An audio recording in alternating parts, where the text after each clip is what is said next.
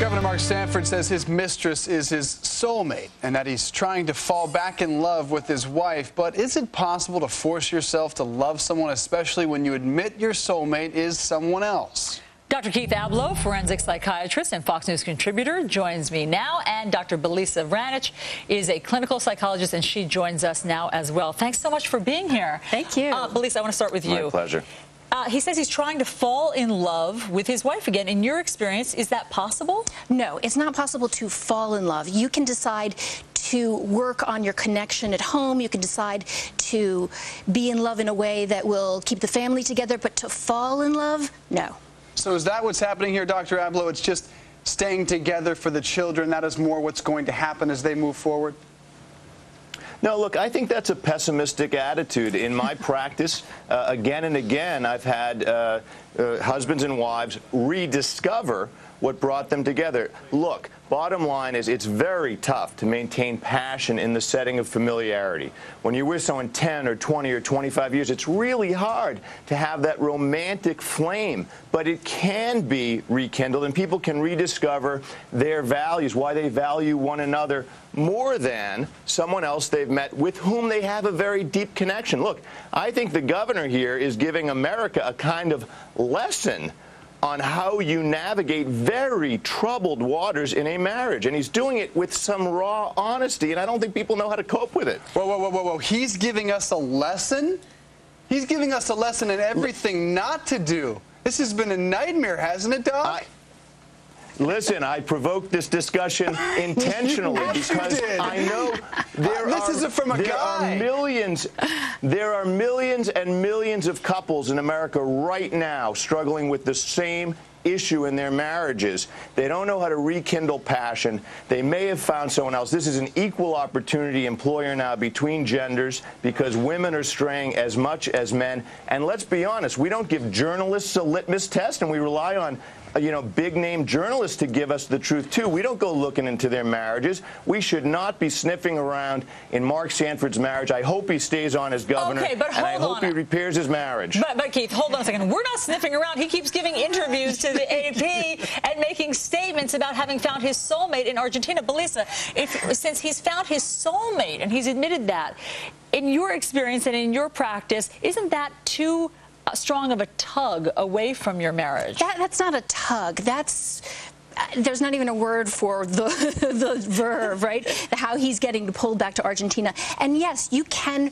rekindle a relationship as long as you have two willing partners. In this case, you have someone who's a top aide and is now turned into sort of a wife policeman, and you have someone who's saying, very straightforward way, my heart is in Argentina. So you really don't have a willing partnership right now. They should if I had them in front of me, I'd say, listen, you guys need to separate for a while or for long term, co-parent well, Belisa? And admit how you really feel about each other. What's wrong with that, Keith? The bottom line is this, because, look, here's the truth. I like the truth, Allison. Bottom line is it's the truth that men and women can have two thoughts at the same time. They can be willing to literally sacrifice both arms to save the single hand of their spouse, and yet be pulled in an incredibly powerful way toward their, quote, soulmate. Bottom line is reconciling those two realities is the work of marriage.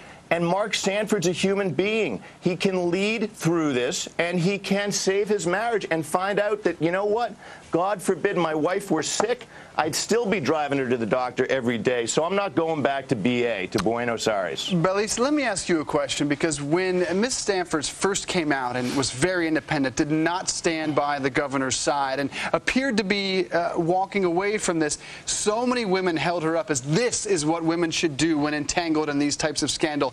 Is she now setting the wrong example? I'm just putting it out there. I don't know. Is she setting the wrong example for other women? Well, in trying to forgive, there's an intellectual decision and there is an emotional decision. The intellectual decision she has made is that she is going to forgive him, whether he's asking for forgiveness or not. The problem is that emotionally, I don't know if she's ever going to get to that point. Now, we could only know that if we were in the house, and God knows I wouldn't want to be in there right now.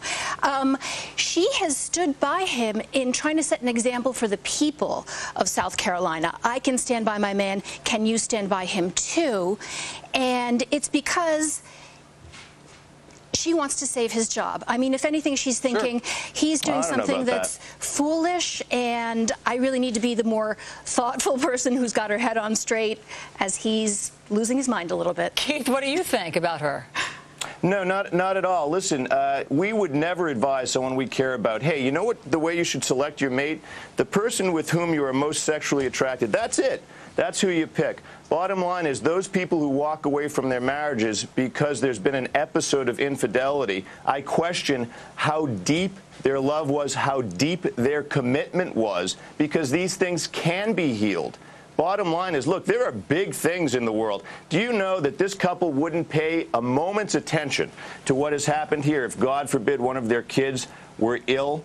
This wouldn't even be a footnote in the marriage. They'd both be attending to business. They'd be reminded of their love and how much their families mean. This is an opportunistic concern. It doesn't go to the roots of what binds them. All right. Dr. Keith Abloh and Dr. Belisa Vranich, we appreciate you both being here. It's an intriguing debate. It's a pleasure. Pleasure. Thanks for being here. Thanks so much. All right, let's go to Clayton for what's coming up on the show.